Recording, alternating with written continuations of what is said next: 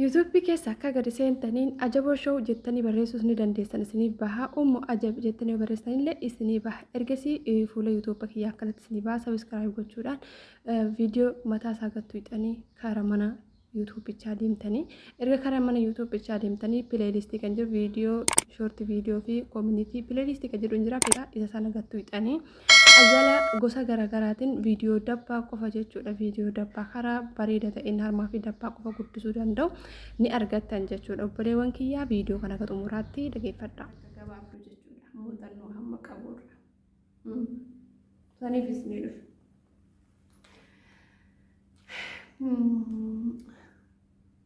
Gaafin keessan tokkoffaa akkasatti waan harma nu guddisu dhiira fakkaatee ka jettan jira. Akkasuma borcii osoo hin baasne ka dabbaa guddisuu naan jettanii akkasuma zayita rifeensaa naan jettan. Zayita rifeensaa viidiyootti aanuun isiniif fida inshaallah. Amma mootuyyuu kan immoo malee fuulli kiyya naqal'ataa qaama kiyyaa irraa kanaafuu waan fuula naa gordisuu jettan harma fuula dabbaa karaa salphaadhaan wanti deebii isinii ta'u zayita kana. Amma illee zayita kana yoo hin jiraanne harma keessaniif zayitoon illee baay'ee barbaachisaadha. Akkasuma vaaziliiniin karaa salphaatti ilaaluu dandeessanii akka salphaatti ilaaluu dandeenya miti nuti. Vaaziliiniin faayidaa hedduu qabdi dhugaa dubbatuu fi harma guddisuu irratti illee gahee guddaa taphatti. Egaa obboleewwan kee viidiyoo zayita kana lama hojjedhe kanaan dura. Ka fuulallee gaafa isinitti immoo irra deebitanii na gaafannaane dibadhee agarsiiseetiin jira. Maasaajas godhee fuula kiyya irratti akka dibadhuu fi akkaataa itti dibatamu guutuu isaa isinitti himee jira. Viidiyoo kana dheeressuun faayidaa hin qabu. Viidiyoo sana chaayinaal ajaboo show yookaan ummu ajab yoo jettanii maqaa lamaan kana keessa akka feete barreessitan isiniif bayaa seenuu dandeessan chaayinaala kiyya. Akkasuma chaayinaala keessa yoo viidiyoo kan argitanillee jala seenaa karaa profaayiliitiin kan ofirraa qabaa anuu dibadhaan uffatuma kiyya irra jira achiin gadi tuqaa seenaa. Zayitii kana eessaa arganna yoo jettan maqaan zayitii kana kalxa zayuut jedha. Kalxaa zayitii yookaan miksii zayitiiti akkasuma kan sarbaa guddisuu jedha jechuudha maqaan isaa arabiidhaani. Egaa zayitii kana eessaa arganna yoo jettan hangama kiyya suppermaarkeetti lama keessatti argeetiin jira. Bakka tokkoffaa gaafadhe yoo suunaaf kenname kana jechuudha. Hanga siyaasa deema kana jechuudha bakka suppermaarkeettaa tapha daa'immanii wayiitu jira achi keessa deemee achumatti bakka suppermaarkeeta guddaati hin gaafadhe hin jira jechuudha ammallee hin jira naan jedhanii hin binne garuu achiin deebisee jechuudha.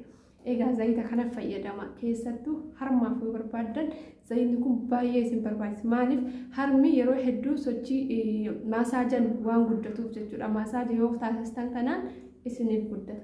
Akkasumallee ispoortii harma keessan isinii guddisutu jira. Harmi keessan kun jechuudha.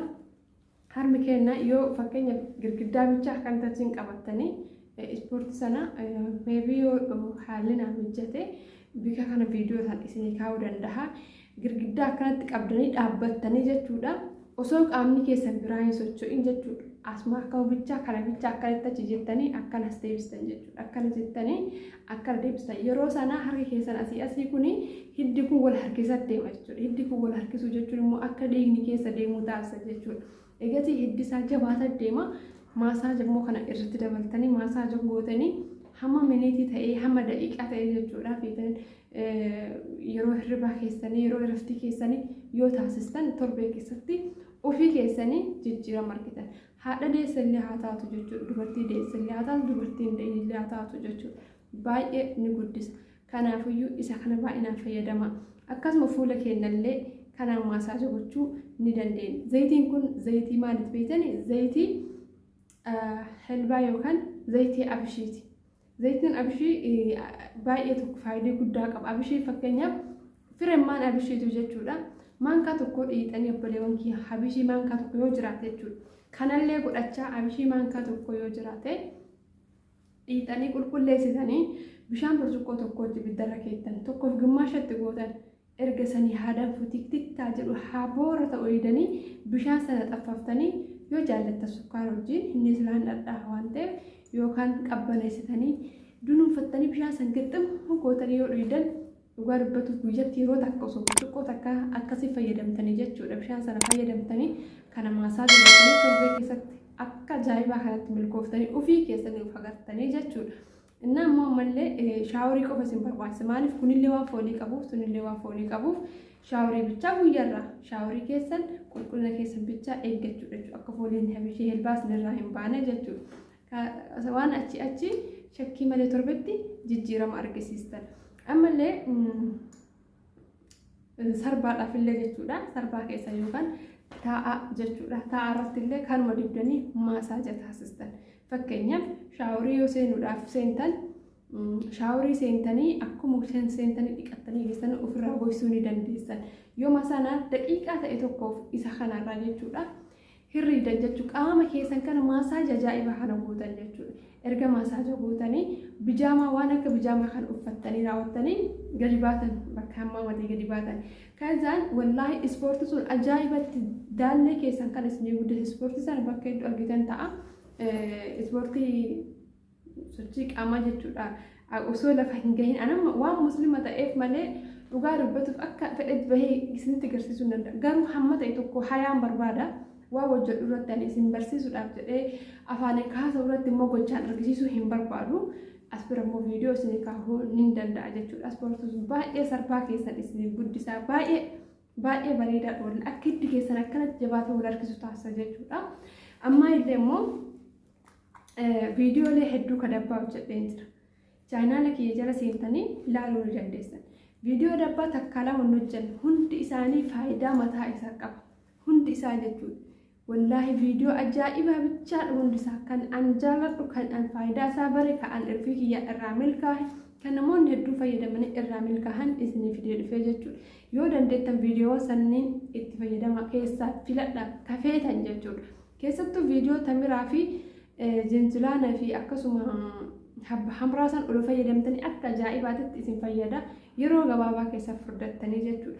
Furdina immoo yoo furdattan furdina badaa sanii miti, furdina borcii baasuu miti, furdina sarbaa, furdina qaama yoo dubartiin furdatti miidhagdu harma sarbaa akkasuma kana xiqqoo bakka fuula kana isinii buute kanuma malee waan biraa miti. Furdina kan kun noormaalii jechuudha kan borcii isinii baasuu miti. Abbadan borcii waan baasu keessaa hin qabu jechuudha viidiyoo kanneen keessatti. Kanaafiyyuu viidiyoo biraa inshaallah naaf hin milkoofne viidiyoo hedduu hojjedhee dogongoraan jawwaala kiyya aappii hin beeyne wayiitiin qulqulleessa jedhee aappichi sun akka jiruun jawwaala kiyya keessa na jala haqee viidiyoo hedduu ramadaanaaf qopheeffadhee ture viidiyoo dabbaa akka carraa ta'e na jala haqame of duraaf ramadaana keessa illee kan fayyadamuu qabdan akkaataa viidiyoo dabbaa itti hojjedhu inshaallah isinii fida.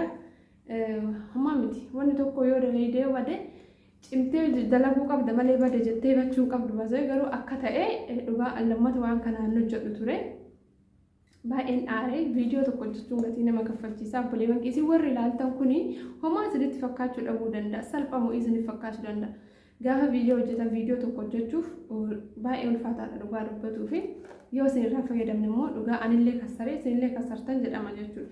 Ani faayidii sijjamar yoo isinirraa fayyadamte malee faayidii mataa kee irraa argatu tokko hin jiru jechuudha. Isinumaaf yeroo hedduu nama qal'ina keessatti tureedhaan nama qal'inaan ture waan ta'eef baqa hin hawwan dabbaa waan jedhama kan hin amma garuu hin hawwu wallaahi hin hawwa mana amantanii manuu baattanii hin hawwu jechuudha. Maaliif furdadhee of arge alhamdulillah itti cinqabama furdachuu feenan ji'a takkitti yoo gattaa'e waan kana fayyadame akka furdadhuuf beeka 100% jechuudha. Of beeka waan ta'eef hin hawwan dabbaa duraan dabbama hawwa kalaas uffata faashina fedhe yoo bite osoo an uffadheen jedhin achuma yeroo irra dabra. Maaliif yeroo tokko qal'ina badaa yoo qabaatte qal'inni kan kee kun konfidensi kan qeejjisa dhugaa dubbatuuf jechuudha. Konfidensi hin qabaattoti. Qal'inni tokko konfidensi sirraa balleessa. Inni akkasuma furdinni badalleen ofitti amanamummaa kan kee balleessa. Inni garuu alhamdulillah irra caalatti garuu furdatanii haddii tarurraa qal'ataniitumaan yoo haddii taran chaansii qaban jechuun nyaatanii furdachuu chaansii qabanii. Kanaafiyyuu hunduyyuu kennama filannoo rabbi namaaf kennu. Furdina fakkeenya furdadhee adda osoo jettee si milkaa fudhabuu danda'a.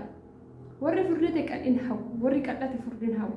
Amma namoonni hedduun furdina waan wanta ani furdina hojjetta waa'ee furdina hojjetta naan jira jechuu koomenti jalatti dhugaa ka barbaadu furdinillee waan barbaachisaadha garuu yoo hanga dabare fokkata malee jechuudha furdinni amma nu hanga dabare furdadha jedhee hin danda'u naafuun dhufuuyyuu kennama amma nama tokko qaamni isaa kennamu adda yaa'a jechuudha sun kennama nama isaa rabbiin kenneef jechuudha osoo waayyuu nyaatinu an nama argee ani jechuudha biyyu wattu yoo taasifatan ta'e namoonni hedduun jechuudha ijoolleen haftaamii hedduun baay'ee qaqallatan ofii akka gaarii nyaachaa aynata fedhan nyaachaa maashaallah qananiin guddatan garuu sirriitti qaqallatan ijoollee hiyyeeyyii yoo laaltan rabbi subhaanahu wa ta'ala akkanumatti isaan furdisa jechuudha እና biyya arabaa kana keessatti illee akkasii baay'ee jira jechuudha እና kennama qaamni ilma namaa kun kennama garuu immoo ani uf bareecha uf qaqqaba ufiif yeroo kenna ufit deebi'a yoo jette gogoydoo inni taftuuf hin jiru akka barbaadetti qaama keerraa eessa guddisuu barbaadan osoo amaliyyaan goone osoo dawaa garaagaraan fayyadamne dawaa soorataatiin tartiiba nyaata kan kee tartiiba itti godhuudhaan furrachuu ni dandeessa amma fakkeenyaaf ani akkasii waan argeef jechuudhaan dhugaa nyaanni kan kee tartiiba qabaannaan akkasuma dawaa kanneen seeran ji'uma tokko fayyadamteennaan ajaa'ibatti kiiloo kan kee daalaa jechuudha kiiloo 38 irraa la 48 irraa kiiloo 70 deebechuu ammumaayyuu ammuma sa'aatii kan garuu yoo nalaaltan qal'amatan fakkaadhu qal'amatan alhamdulillah garuu kiiloo irratti maashaallah nama viidiyoolee an hojjedhe baay'inaan dabbaa qofa guddisachuu barbaadeeti irraa fayyadama egaa viidiyoo biraatti hamma walitti deebinu nagayaan naa tura zayita kana seenaa chaayinaala kee jala asumaan karaa piroofaayilaa gattuu hixanii piroofaayila jaraan gaddeemtanii olooftan jechuudha viidiyoo bakka jiratu hixan baay'eetu isinii baha eegasii oloftanii bakka zayitaa gattuu hixanii viidiyoolee dabbaa baay'eetu jira baay'ee ka ajaa'iba namoonni hedduun jaallatanii akka milkaa'anillee kannaa himanii irraa fayyadamaa isiniin jedha wassalaamu alaikum warahmatullaahi wabarakaatuh